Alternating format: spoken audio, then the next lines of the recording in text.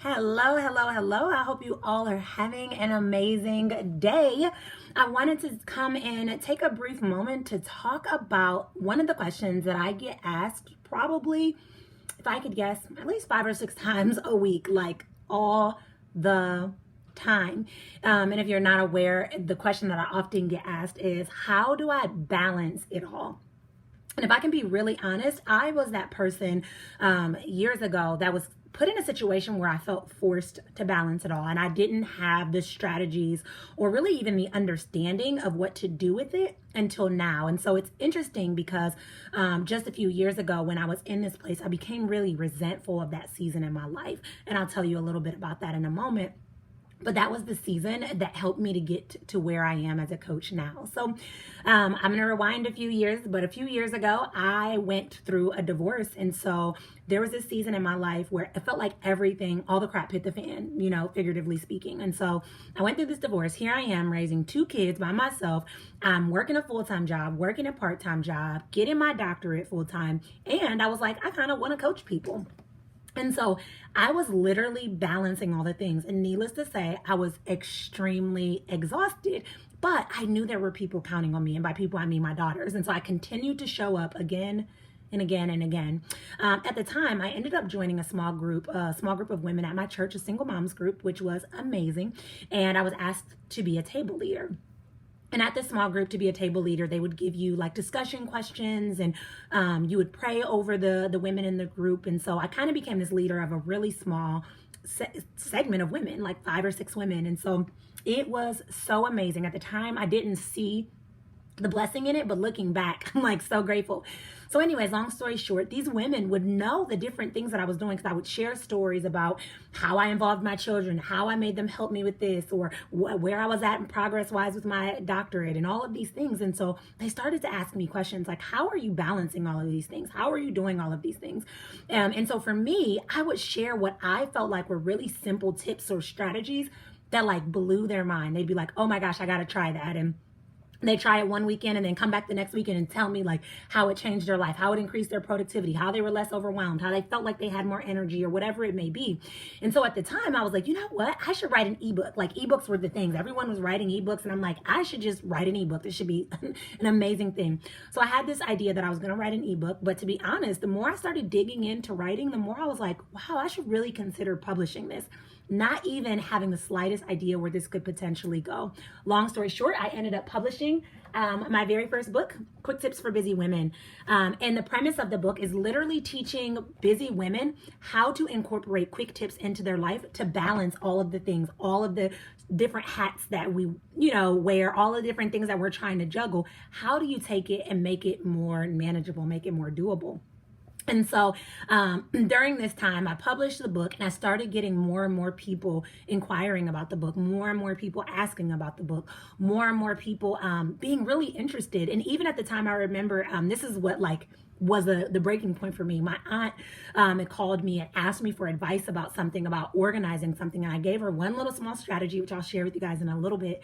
I gave her one little small strategy and it blew her mind. She was like, oh my gosh, this is so helpful for me. And I asked her at that time, I said, can I have a testimonial about that? And she's like, sure. So I used that testimonial. I shared it on my page and I've never looked back. People started reaching out, asking me to support them, asking me to coach them, which has brought me to a place of really enjoying being able to coach and support people in stepping into their next level. So today, what I wanted to do is I wanted to answer that most pressing question that you have on how I show up as a productive and effective coach, even when I'm challenged to balance all of the things, especially in this season where we as moms are doing the homeschooling. We're doing a lot more as if it wasn't already enough. So I want to share my top 5 productivity hacks that have allowed me to be an effective and productive and successful coach. So the very, very first hack that I have that I love is the one that I shared with you about my aunt. My aunt asked me for a tip and I shared this tip with her and I'm going to share it with you. So it's called the 2-minute rule. And the way that the 2-minute rule works is that if you have something that can be completed in under 2 minutes, just do it. A lot of times we put all of these things off for a better time, for tomorrow, for someday, for when all the stars are aligned, for when all the T's are crossed and the I's are dotted, right? When everything is easy, we'll get back to that. And then what ends up happening is we create this extensive to-do list that exhausts us, and we're ready to throw in the proverbial towel before we've even looked at the to-do list, before we've even hopped out of bed. And so for me, if there's something that can be done in 2 minutes, I get it done. So I'll give you an example of what I did with my aunt. My aunt was so overwhelmed with her mail. She was getting all this mail. She was working a lot. She was, taking care of her son. She was just doing a lot of things. And so what I told her is obviously she needed to set aside a time to organize the mail that she already had, because none of that was going to get done in 2 minutes. She had a table full of stuff. But moving forward, every day after collecting the mail, she had 2 minutes to disperse the mail where it needed to go. So if it was a bill, she could pay it right then and there and toss the bill so she didn't need it. If it was like a retirement statement, she'd take the retirement statement and she'd file it in her retirement statement file. If it was just like an ad or whatever, throw it away. So literally every single day for a week, she committed to 2 minutes of just organizing her mail. And by the end of the week, she was like, I don't have any mail on my table. Like, if my table is clear, we can eat dinner in peace. And so this one little small strategy, incorporating this, helps a ton. Same thing with your coaching business or with your work or whatever it may be. If you can send an email in under 2 minutes, send it in under 2 minutes. Clear your email box, clear it. That's so big. The second strategy, which kind of relates to that, is keeping a clear workspace. A lot of times we don't know this, but a lot of times we have clutter and we normalize clutter like, oh, I can find everything, or oh, I just don't have time to clean. But clutter actually affects your mentality. Research says that a cluttered space actually makes you have a more cluttered mind. And if you want to be productive, if you want to be able to show up, if you want to be effective, you want to be successful, you got to free up your mind to create space for the things that belong in your mind and remove the things that don't. So the best thing I can tell you is to make sure you have a clean space.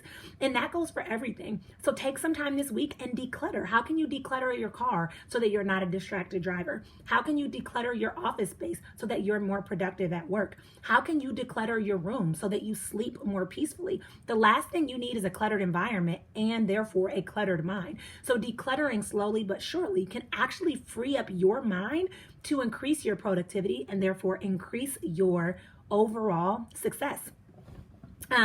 So then the third strategy that I have for you is tapping. Tapping is an amazing energy protection modality. It's the best way I can explain it, but EFT is what it's known as, or emotional freedom tapping. And basically the way that it works is you're moving through your body and you're tapping on different meridian points and releasing negative energy and replacing it with positive suggestions. And the reason that is so powerful is if you even look in nature, stale water or water that's still actually becomes stale. And the same thing, when we have energy in our body, we're harboring that negative energy. That's where we become sick. That's where we become irritable. That's when we're struggling to like digest food, or we feel overwhelmed, or we don't sleep well. Like, it literally has a physical manifestation on your body, which stinks. And so I use EFT tapping to release negative energy and replace it with positive suggestions. And I cannot tell you guys enough. I'm certified in it and I've done it with my clients. I've worked on it. But I can't tell you enough how it creates a massive shift.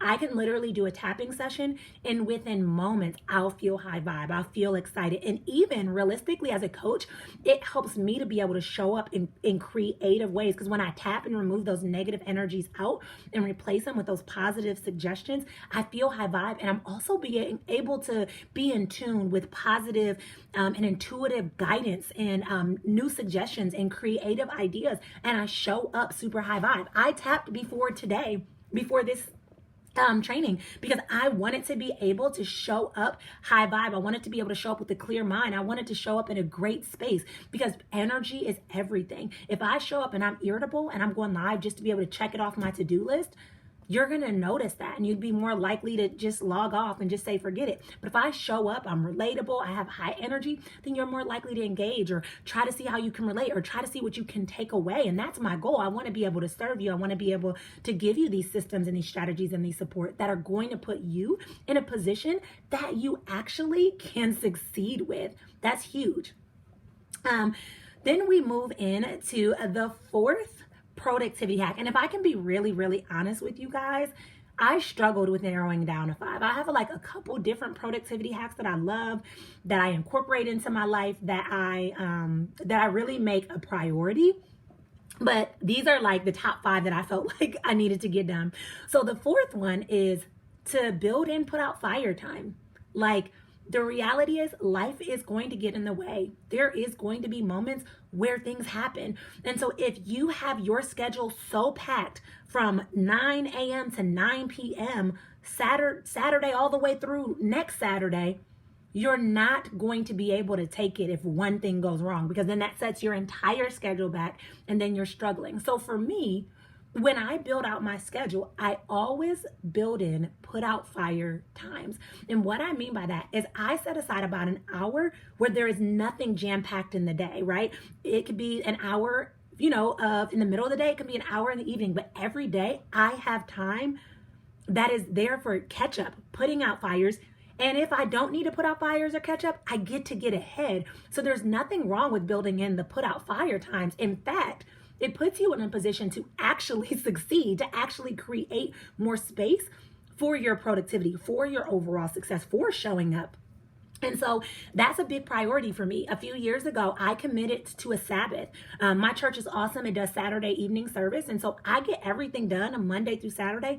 And Sundays are my Sabbath. Sundays are my regrouping day. I can use Sundays for whatever I want to use Sunday for. If I want it to be a day of rest, if I want it to be a day of catching up, if I want it to be a family day, if I want it to be a day where I just lay in bed all day in my pajamas, I have full-blown permission to do that. I allow my body to tell me what I feel like doing in that moment, because I've created room for that. Now, I'll be honest, this wasn't always easy. It definitely required a shift of my mindset. It definitely required a shift of my processing behind it. And it required for me to prioritize what was important, because it's easy to try to put everything on your schedule. It's easy to try to say yes to everything, and it's easy to quickly overwhelm yourself. But when you know that you need to build in that downtime, when you know you need to build in that time and prioritize it, then you'll be more inclined to say no to things or to take things off your schedule. Because understand that every time you say no to something else is a time that you say yes to yourself. So don't be so quick to throw yourself on the back burner. You got to prioritize and take care of yourself if you want to show up effectively. And then we move into my fifth and final productivity hack that I will share with you today. And it is called my 3D system to productivity. And it stands for delete, delegate, and do. So the reality is, when we're looking at our calendar, we put a lot of things on our schedule, whether you physically write down what you're going to do, whether you use an electronic calendar, or whether you just kind of keep it in your mind, which I can go on and on all day about keeping things in your mind and expecting yourself to remember it, but I'll stay focused. With the delete, delegate, and do system, simply put, this is your opportunity to reflect what is on your calendar that shouldn't be and what is on your calendar that you need to be doing, okay? So what I challenge you to do is I challenge you to take a moment and actually write out your to-do list for the upcoming week, okay? Now, I know a lot of times that can feel overwhelming, especially if you use an electronic one, especially if you're a person that tries to keep it in your head, but trust the system, trust the strategy, just trust it, and it'll help you kind of get into the flow of using the system. So write down what you plan to get done Monday, Tuesday, Wednesday, Thursday, Friday, Saturday, Sunday. And as you're looking at it, you're going to categorize each thing under one of 3 categories: delete, delegate, or do. Meaning, is this something that can be totally deleted? I need to do no more of it. I don't need to worry about it. Is this something I need to delegate, asking for support or give to somebody totally? Or is this something that I actually need to commit to doing? I'll give you guys an example. For me, one thing that I always did is I would order groceries. This is probably for like the last year. I shouldn't say always, but I started ordering groceries for about the last year. And every time I would order groceries, because of my OCD, I wanted my groceries put in a certain way, and I wanted them organized and put in a certain order and all these things. And so I would always end up like taking my time organizing my groceries. And that took time away from other ways that I needed to show up in my business. So what I decided is, you know what? My kids are only going to learn how to put groceries away the way I like if I teach them, and if they make mistakes, and if they practice and learn along the way. And so I delegated putting groceries away to my children. So every time I got groceries delivered, they get them from the front door, they put them in, and they get to put them away. Now that's 30 minutes of free time for me, not free time, but dedicated time that I can put towards something else that I need to put my attention on. Deleting. I have a biz bestie where we hold each other accountable to showing up in our business. And so every week we were meeting twice a week for 2 hours to support each other. Now, I'll be honest, one meeting was usually like, what's going on in life? And the other meeting was like, what's going on in business? Well, when I talked to her about, hey, I need to really organize my schedule, and I know you do too. How can we reframe this? How can we restructure this so that we can delete part of it off of our calendar? And we both agreed that we would, instead of meeting twice a week for an hour each time, we would meet once a week for an hour. So guess what that did? That freed up, again, my calendar to make room for things that I needed to get done.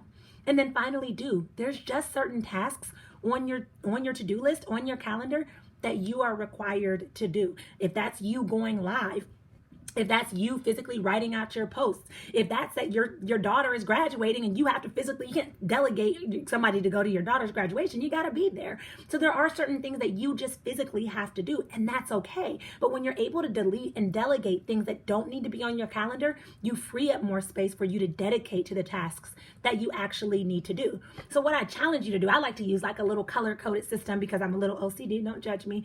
But it doesn't need to be that. It can literally just be you like making circles or lines or whatever system you want to use.